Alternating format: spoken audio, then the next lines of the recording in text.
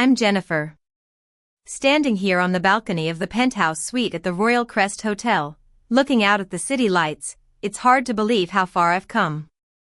The memory of that fateful night at my sister's engagement party still feels raw, like an open wound that's finally starting to heal. It all started when my parents called me a month ago. "Jennifer," my mom said, her voice tight with excitement. "Lily is getting engaged to Henry Blackwood.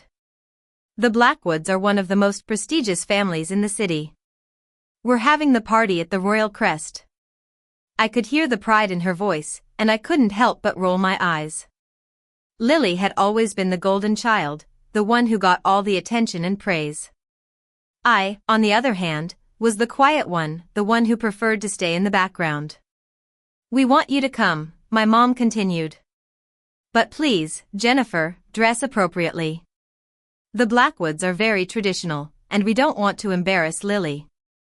I sighed. "I understand," I said. "And don't expect me to sit at the head table. I'll be fine at the back." The day of the party arrived, and I decided not to dress up. I wore my faded jeans and a simple t-shirt, determined to show them who I really was. As I approached the hotel, a security guard stopped me at the entrance. "Excuse me, miss," he said, not even looking me in the eye. "Deliveries are around the back." I looked down at my clothes and felt a pang of humiliation. To him, I was just the help, invisible. Through the glass doors, I saw Lily. She looked like a princess in her white evening gown, surrounded by people holding champagne flutes. She saw me and the security guard, but instead of coming to my rescue, she covered her mouth with her hand and giggled. My stomach twisted, but I kept my composure. She thought I was an embarrassment, that I was broke. Little did she know that I was the owner of this hotel and 17 others across the country. I walked around the side of the building towards the service entrance.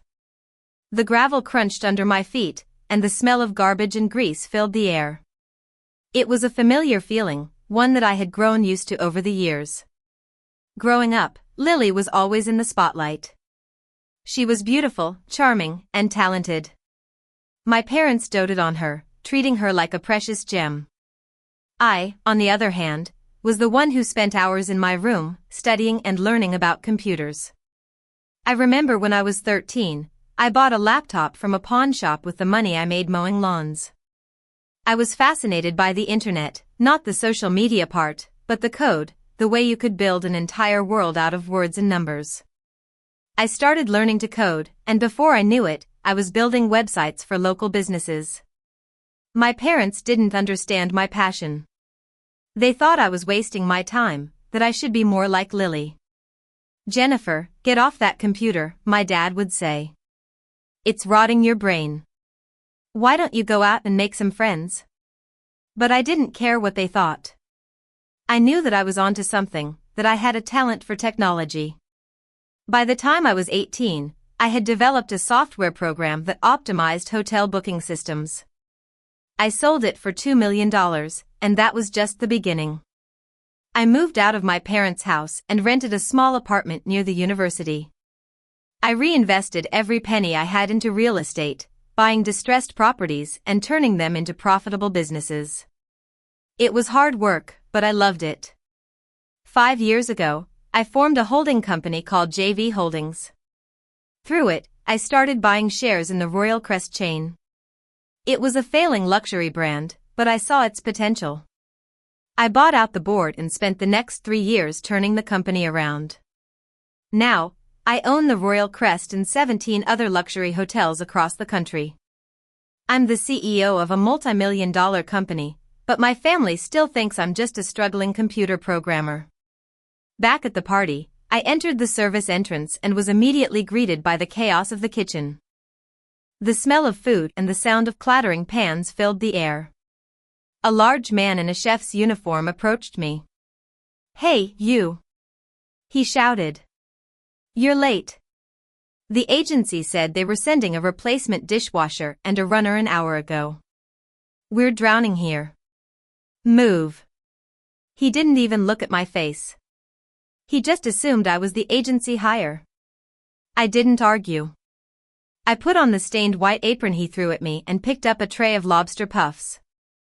I walked through the swinging doors and into the ballroom service corridor. The noise of the kitchen faded, replaced by the sound of music and the chatter of guests. I stood near the pillars, waiting for a signal. The ballroom was magnificent. I had approved the renovation myself, and it looked even better in person. There, in the center of the room, was Lily, dancing with Henry. She looked happy, but I could tell it was all for show. I took a step closer, holding my tray. Lily turned and started walking towards me, leading a group of her bridesmaids. My heart started to pound. I thought she would recognize me, but she didn't even look at my face. "The service here is terrible," Lily said loudly. "I told Daddy we should have hired a private catering company. These people are so slow." One of her friends nodded in agreement. "And did you see the security guard? He looked like a thug." Lily laughed. "I know. I saw some homeless girl trying to get in the front door earlier. Can you believe it?" My stomach dropped. She thought I was a homeless girl. She walked right up to me and picked up a lobster puff. "Do you have a napkin?" She snapped at me. I froze. I don't have one," I stammered. Lily rolled her eyes. Useless. "Come on, girls, let's go find a real server." She brushed past me, and I felt a tear prick the corner of my eye. But I blinked it away. I wasn't going to let her get to me. I watched as she walked away, laughing and chatting with her friends. I felt a wave of anger wash over me. She had no idea who I was, what I had accomplished. Just then, I noticed something strange. Mrs. Blackwood, Henry's mother, was acting suspiciously. She was holding her clutch bag tight against her side and looking around the room nervously. I followed her with my eyes and saw her walk towards a young waitress. The waitress was setting down a tray of dirty glasses, and her back was turned to Mrs. Blackwood. I watched as Mrs. Blackwood reached into her clutch and pulled out a diamond bracelet. With a quick flick of her wrist, she dropped it into the waitress's open canvas tote bag. Then she walked away and waited for a few seconds before screaming, "My bracelet! My diamond bracelet! It's gone!" The music stopped, and the room fell silent. Everyone turned to look at the young waitress, who looked terrified. "I didn't steal it," she cried. "I swear." But Mrs. Blackwood wasn't listening. "It's this hotel. These people are thieves," she shouted. "Call the police." I knew what was going on. Mrs. Blackwood was trying to frame the waitress to get out of paying the bill. I couldn't let that happen. I stepped out from behind the curtain and walked towards the waitress. I stood between her and Mrs. Blackwood and looked her in the eye. "Don't touch that bag," I said. Mrs. Blackwood glared at me. "Who are you? Are you with security? Check that girl's bag right now." I ignored her and turned to the waitress. "What is your name?" I asked gently. "Amanda," she whispered, tears running down her face. "I didn't steal it, I swear." "I know you didn't, Amanda," I said. "I saw Mrs. Blackwood drop the bracelet in your bag." Mrs. Blackwood's eyes widened. "You're lying," she said. "Why would I steal my own jewelry?" "Because you're broke," I said. "I saw you and your husband arguing in the corner. Your credit cards were declined, and you're trying to get out of paying the bill." The room fell silent. Everyone was looking at me, shocked. My parents walked over to me, their faces pale. "Jennifer, what are you doing?" my dad asked. "You're ruining Lily's night." I looked at him. "I'm not ruining anything. I'm trying to stop a crime. The Blackwoods are criminals, and they're trying to use Lily to pay off their debts." Just then, the general manager of the hotel, Mr. Thompson, walked in. He was holding a piece of paper. "Miss Johnson," he said, bowing his head slightly. "I have the report you asked for." My parents looked at me, confused. "Miss Johnson? Why is he calling you that?" "Mr. Thompson turned to the Blackwoods. "Mr. Blackwood, I just attempted to run the final charge for tonight's event. $52,000. The card was declined." Mr. Blackwood's face turned red. "There must be a mistake. It's the bank's fault." "We tried 3 cards, sir," Mr. Thompson said coldly. "All declined. We also called the bank, and they informed us that your accounts have been frozen due to suspected fraud." Lily dropped her champagne glass. "What?" she whispered. "Henry, what is he talking about?"